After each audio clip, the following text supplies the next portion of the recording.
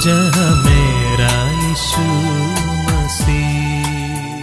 परमेश्वर के महान नाम की महिमा हो। आज सुबह आपके साथ जुड़ने के लिए परमेश्वर ने ये अवसर मुझे भी दिया, इसलिए मैं परमेश्वर का धन्यवाद देता हूँ। आज हम सब जब अलग अलग जगह से बैठकर परमेश्वर की आराधना करते हैं, उसी आराधना के विषय में कुछ शब्द मैं आज आपसे साझा करना चाहता हूँ। जिस व्यक्ति ने चांद पर सबसे पहली बार कदम रखा, उसका नाम था नील आर्मस्ट्रांग। नील आर्मस्ट्रांग जब चांद पर पहुंचा, उसने ये देखना चाहा कि पृथ्वी कहाँ है। वो दूर देखता है एक छोटा सा गोला जो नीले रंग का है और वो काफी छोटा है। उस गोले को वो अपने अंगूठे के पीछे छुपा सकता है। इतने छोटे से गोले को वो चांद पर से देखकर आश्चर्यचकित हो जाता है कि ये वही पृथ्वी है जिस पर वो घूमता था।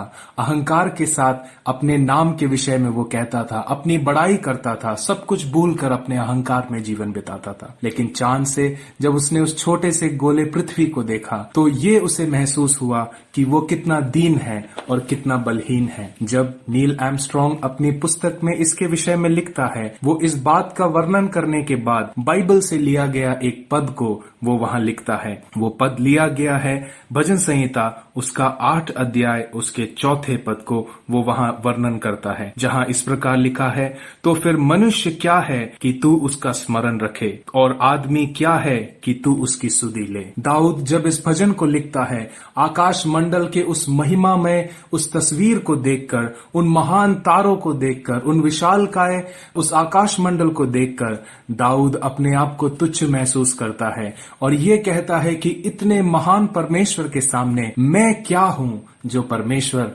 मेरी सुधि लेता है। जब हम बाइबल में आगे पढ़ते हैं, मनुष्य की सुधि लेने के लिए परमेश्वर ने अपने एकलौते पुत्र को इस संसार में भेजा।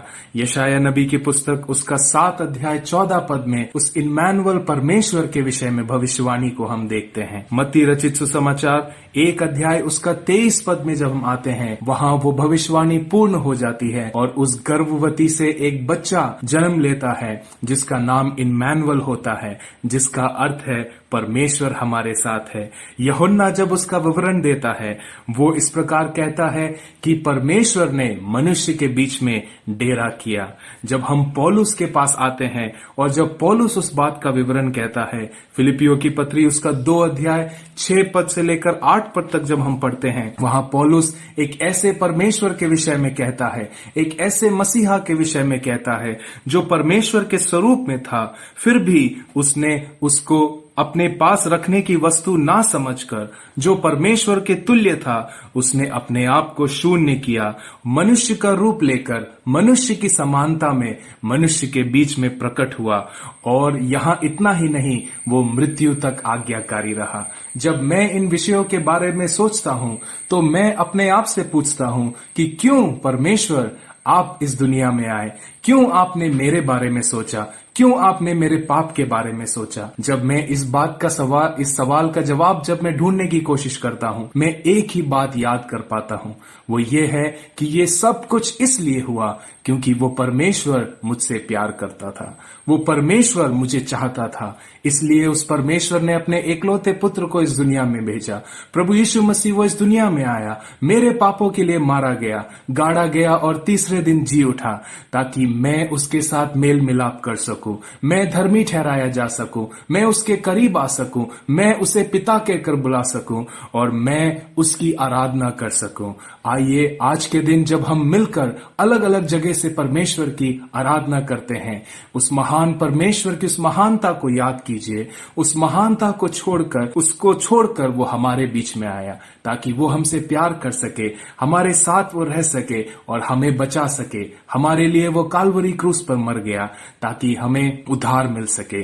आइए उस प्यार करने वाले परमेश्वर की मिलकर हम स्तुति करें, आराधना करें परमेश्वर के नाम की। जिस हाथ ने कोड़ी को छुआ, जिस पाँव ने पानी पर चला, उस हाथ में उस पाँव में मैंने काटी ठुकवा दिया।